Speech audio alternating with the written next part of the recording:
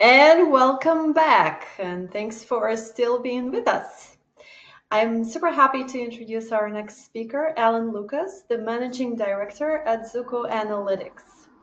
Alun leads Zuko, a SaaS platform that has spent over a decade helping companies understand exactly why users abandon forms and checkout processes. Before Zuko, he worked across advertising, venture capital, and tech startups. And over the years, he's turned one e-commerce most frustrating question, why did they leave, into something that they can actually measure and fix. In today's session, Alan will walk us through the most common reasons customers drop at the checkout, and most importantly, what to do about it. With that being said, Alan, welcome to the stage. Thank you, Natalia. Hi. Hello, everyone.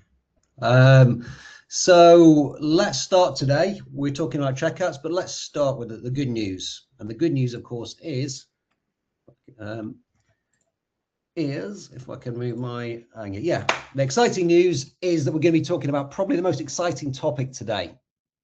What is that? Of course, well, I've just told you.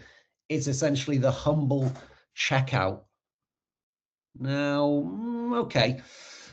I can't see any of you, but I'm sensing a bit of skepticism there. And maybe some of you aren't getting that excited about checkouts. But again, a question to you. Put your hands up. I can't see you again, but who here enjoys filling out online checkouts? I'm sensing that probably it's just me, strange person like me, who cares about checkouts. And of course, why is that? Well, perhaps it's because you've completed checkouts like this recently. Well, I'm joking, of course, this is an AI generated one, but I think if you look at this checkout closely, you'll see a number of things that have annoyed you about a checkout journey and perhaps even caused you to drop off. And that's essentially what it's about today. But if checkouts do annoy you, you're not alone. And so what I'd like to start with is just kind of an illustration of the frustrations that checkouts drive. The question is, who cares though? You know, if people want to buy things, they're going to complete your checkout, aren't they? So who cares? Well, the truth is your customer cares. You know, even if they complete a checkout to make a purchase this time, if you make it so painful for them, they're probably not going to come back. And the data bears that out. So we look at data we've seen, about 45% of people who start to interact with a checkout, so they start to complete it, don't go on to make a final purchase. That's a heck of a lot of money being burnt on the table. And so that's what today's about. It's looking at the most common reasons that people are dropping off checkouts and what you can do about it. But before we go on to that, just a very quick introduction to myself. You're probably saying, well, who's this guy? What does he know about forms and checkouts? My name's Alun. I'm Managing Director of Zuko Analytics. We've been tracking user behavior on forms and checkouts for over a decade. So we've seen pretty much everything there is to see that's gone wrong on checkout. So hopefully I can share some things that will be useful for you today. But I'm conscious of time. So what we're going to do is we're going to talk about 8 things that might be killing the conversion of your forms or checkouts. So the first one, and one of the biggest, is that unexpected cost. So essentially this is the shipping cost, the government tax that appears at the end when you think you've got a price. Very annoying for people and causes them to drop off a lot. And that's borne out by data. So I don't know if you've heard of the Baymard Institute, but it's essentially a user experience research institute. And they've done research that shows that of all checkout abandoners, 39% of them have cited unexpected costs as the reason for dropping off a checkout and not completing it. So it's a big problem, but what can you do about it? Well, obviously the first thing is not to have unexpected costs in the first place. You know, if you could give free shipping to all your customers, it probably would make a big difference, but that's not always practical. So the key thing is essentially transparency. Basically what you want to be doing is telling people straight away, as soon as they add something to the basket, what is the delivery charge for them? So there's no surprises when it comes to the end. You might also want to break it down further. If you've got your shipping internationally, make sure it includes all handling, custom charges, etc. So the user, the customer has just one price they can click and agree to at the end. And failing that, if that doesn't work and people are still dropping out because of your shipping costs, perhaps you might want to send them an email afterwards. We've seen great success sometimes in recovery campaigns where you're sending an email to people who've dropped out from the checkout, particularly on the shipping field, sending them a free shipping offer. So that essentially getting them back in the fold and getting them to complete. So that's potentially one of the biggest issues. The second thing I want to talk about is, okay, I want you to look at this. Can you spot what the issue might be here? What might be putting people off? And if you guessed this thing here at the bottom, you'd be correct. Essentially, this is almost hiding the guest checkout. People don't like being forced to sign up to something before they even buy from you, creating the account. And something like this, where you're trying to almost trick them into creating an account, can cause friction and will cause drop-off. So essentially, you need to make sure you're allowing them to check out as a guest. It's a relatively straightforward thing to do. Again, in terms of Baymard's data, 19% of people cited a forced account creation or hidden guest checkout as a reason to drop out. So again, do something about it. And again, the key essentially is transparency. At the start of the process, make sure that they can continue as a guest. And this example from Lego is a good one. It allows people the chance to register if that's what they want to do, or continue as a guest. And indeed, we've seen success in the past where people register or continue as a guest and then being asked to register at the end. And once they've already given you that information, they're much more likely to say yes than if you do it at the start. So again, be transparent. Moving on to the third thing, again, a little quiz for you. What would you think is the big issue here on this particular checkout? And so if you said the big old discount code field, you'd be right. And why is that? Essentially, what are you doing here? If you think about yourself, if you're buying something, you're just about to pay, and you see a big old discount code box above the checkout, the payment details, what do? Well, of course, most people will think, oh, someone's getting a discount, it's not me. So they'll then go away, they'll search for a discount. They might not find one, they might not come back, or they might come back, put a discount code in, and it fails. And so what do then? Of course, they think, well, I'll leave it till next time. And consistently, time and time again, we see that as an issue. And again, it's borne out with the data. So at Zuko, we have a Shopify app. So we track Shopify checkouts. And when we looked at that for all the common checkout fields, we saw that the discount code field had consistently had the highest abandonment rate. About 8% of people interacting with this discount code field dropped off on it. So a big issue on a checkout is causing you to lose money. So what can you do about that? Well, again, transparency. If you're going to offer people a discount, offer it to everyone. This game shop, it's a really good example. So you see what they have at the top is they have a discount code immediately offering everyone 3% off. So give everyone 3% off. This is also used as an upsell to get people to buy more. But you'll find if people get a discount code of any sort, even no matter how small, they'll be satisfied that they've got the discount, they'll complete the purchase rather than going off to search. If you want to, platforms like Shopify also allow you to automatically apply discount codes. So again, if that's something you want to do, it's a great way of causing people to stay on your checkout rather than go off and search. And failing that, we've also seen a lot of success where if you have to have a discount code, obviously you could remove it completely, but if you want a discount code, don't just have it as a big box above the payment details. Have it essentially behind a link, and you'll find so people who do have a code already can find it, but it doesn't prime people to just think, right, discount available and go off. And we've seen these been very successful in reducing drop off at this point there. So moving on to number 4. And again, this is probably number 2 in the list of the Shopify data we showed you. Phone number. Phone number doesn't seem quite so bad, does it? It's just simple. Everyone knows it. It's not hard to give.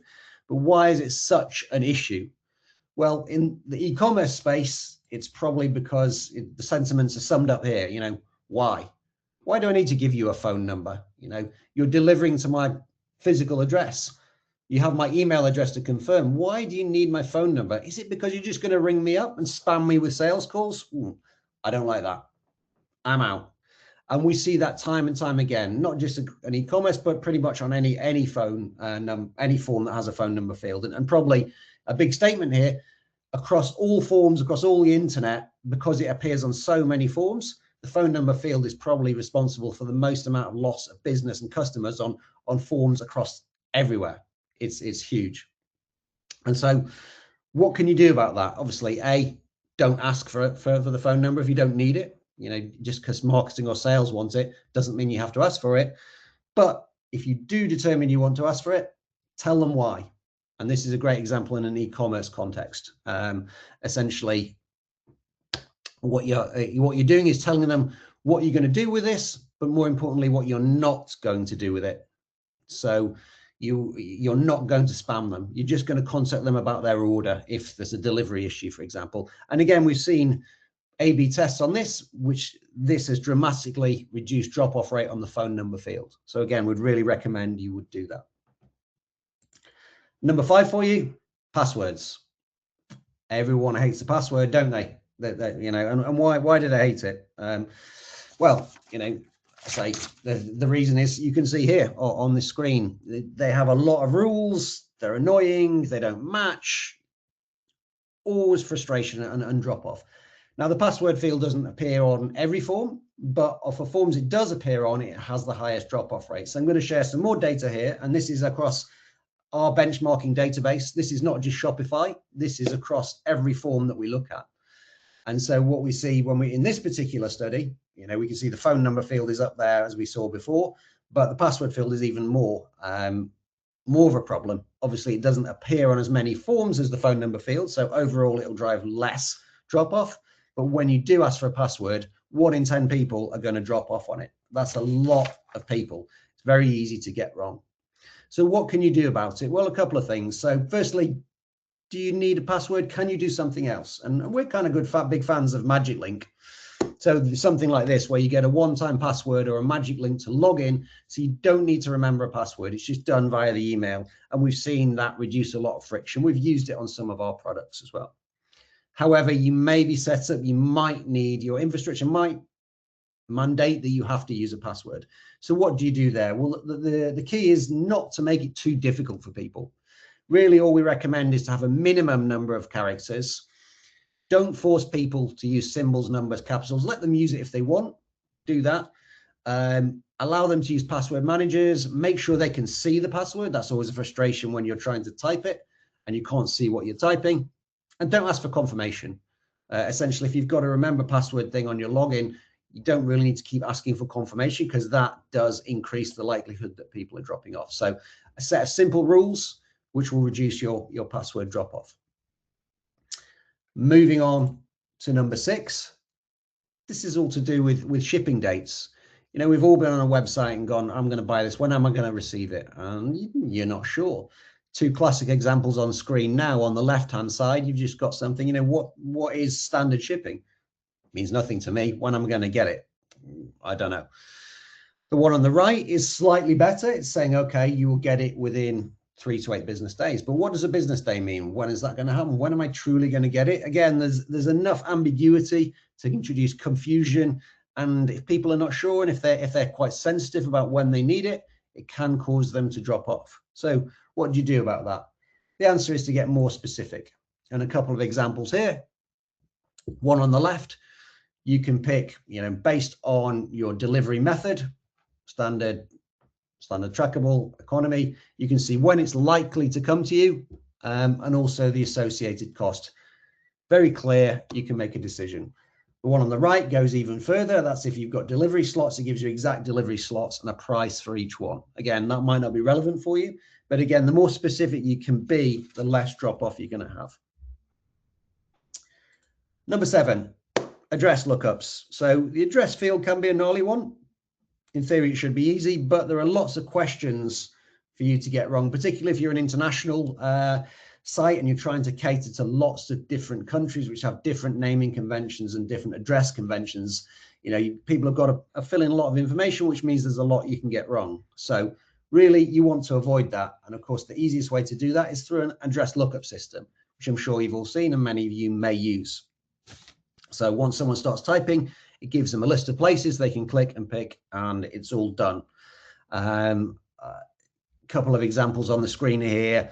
And again, going back to the Baymard Institute, they've done studies, and depending on the case, it's been an improvement of between 2 and 25% in drop-off rates on the address field for people using that. So again, something we highly recommend you doing.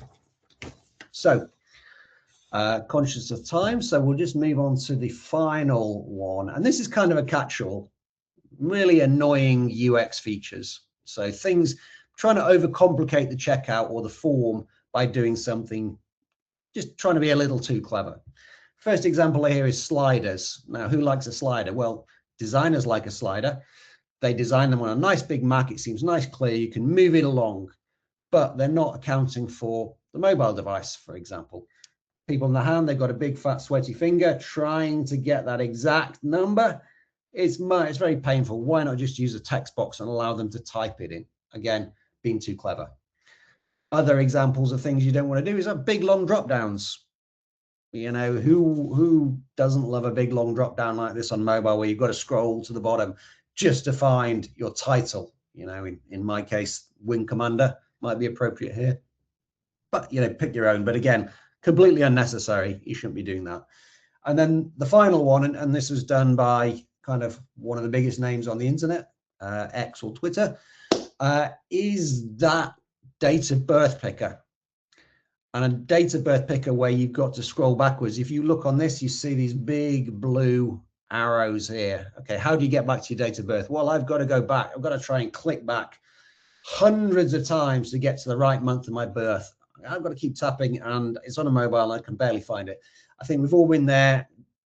Very frustrating. And the older you get, the worse it gets. It's reverse age discrimination. Essentially, you're having to click backwards. It's painful. So 8 rules, same as the last presentation. 8 rules to go away and have a look at your checkouts and forms. So what to do? You've got to be transparent about everything, especially costs. You want to make sure you're offering a guest checkout. You don't want to be priming discount code hunters to go away. You need to explain why you need information and what you're going to do with it. You don't want to be using complex password rules. You want complete clarity on shipping dates. You want to use an address lookup. And again, when you're doing your UX design, do not try and be too clever. Be simple. So essentially, those are a list of some of our biggest pieces of advice for forms and checkouts. If you want to know more, we've produced a lot of content, a lot of books. You can go to our website, and we have a lot of content which will give you more tips on how to optimize the user experience for forms and checkouts. Make sure people don't drop out. You can do that. Or if you prefer, link in with me, ask me the question. More than happy to talk forms with anyone if you have any questions as well. But of course, let's move on to some of the questions now from you. Okay. Let's do that. Thank you so much for the great and insightful presentation. There are a bunch of questions from the audience. Okay. And the first question, you've shown some very specific examples. Mm-hmm. And the question goes, do you fix all of them at once, or do you do one by one and test? And how do you prioritize among them? So, okay. So generally speaking, you probably want to do it one by one and test. Like you say, if you've got the traffic to do so, run an A/B test, fix one, see what the effect is, or if there is an effect, because these are rules. Sometimes for some reason they don't always work in 100% of cases, but these are things we see generally. In terms of your second question, which is how you prioritize, you should be using analytics to see which are the biggest issues. As I mentioned, that's what we do. We track user behavior. So we have data on forms and checkouts. You can install it on your own checkout form and see where the biggest drop-off is. So start with the biggest drop-offs, because that's where you can make the biggest gains, and then go, okay, this is the biggest issue, this is the second biggest issue, and work through it and do an A/B test on each of those. Because equally, when you do a solution, you might not be the right solution. You might need to try again because maybe the wording of the copy that you put in there, for example, the phone number field is not good enough. So you need to try again. Okay. What do you think about surveys in the checkout? Well, I'm torn with this. From a conversion perspective, I don't like them, but from we do user research, so they're great. But usually it depends what your purpose is. I would usually try and do it after the purchase is complete, because if you're in buying mode, you don't want someone just popping up saying, why are you buying this today, or what have you. So either, you know, the abandoned checkout surveys, they're good because they get people as they leave and you might get some insight, and that's great. Or completed, okay, we've done this, okay, what did you like, what didn't you like? So, but not before they've committed either way is what we recommend. All right. And the next question, what does a good checkout actually looks like? And is there a benchmark I should be aiming for? Because you've given some of the bad examples, right? What Yeah, are the exactly. good So, examples? no, so it's good examples. Well, there's forms in general. We recommend to this. If you Google them online, you can find them. The form for forms specifically, there's the UK government form design thing, because that's design is really useful. There's also the cooperative bank. They're both UK examples. Again, great design features. It's been tested and tested, very smooth. So I'd recommend those. You can apply those to your checkouts. In terms of checkout, I don't necessarily have a number one checkout. The Shopify one's okay, but there's lots of improvements you could make. So I don't like saying that one. And Shopify are very precious about what you can do with it. There are things we'd love to do with the Shopify checkout, but you can't always do it. So yeah, I'll have to come back to you on the checkout, because we see some nice ones, but yeah, nothing's perfect. But nothing I can point you towards immediately. But for forms, UK government and the Co-op Bank, very good. Okay, maybe we can continue this conversation Yeah. on LinkedIn. Yeah. Here's another question. How do you differentiate between a form UX issue versus trust and pricing issue at the checkout? Yeah, And that's a good does the question. fix change accordingly? Does the fix change accordingly? Yes, well, yeah. So there's again, it's kind of a test, an A/B testing. Is you're going to have to develop your hypotheses, because you'll have a number of research sources. So you might have a form analytics like Zuko. You might have session replay that sees people struggle. You might have your surveys. You might have general user research. So I think what you would do is you distinguish based on the available evidence. Do we think this is a UX issue? Which you might see in a session replay, people struggling, people rage clicking, people doing something crazy? Or is it a trust issue where people are scanning around the page and then going out, and then, okay, you create your hypotheses. Okay, it's a trust issue. We need to add trust badges. We need to make the page consistent with the rest of it. We need to offer payments that they trust, those sort of things. And then you just do an A/B test and see what effect that has. So yeah, I think use the available evidence, make your best hypotheses, and test. And just out of curiosity, out of all the available evidence that you've mentioned, whether it's a survey or a general, like, what's the top pick? The top pick. I personally like a combination of analytics and session replay, because analytics gives you the volume, so which are the biggest issues, and then the session replay helps give you the why. Sometimes user research, well, it is great, but it's expensive and you don't always get it. Sometimes it's brilliant, but sometimes it's harder to get good user research. Not impossible, obviously, but yeah. So I'd like to use a combination of analytics and then session replay to watch someone struggle. That's always fun to watch someone struggle. And also, I think the important thing is, like, if you need to sell it internally, analytics is okay, but it's a bit dry. If you show someone struggling, they get it straight away. They go, oh, right, yeah, that's a problem. Okay, that's great advice.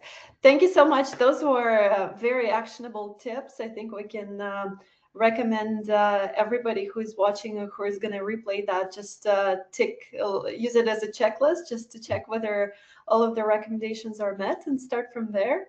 with that, I really, really appreciate your insights, and thank you for your session. Thank you very And much, for everyone.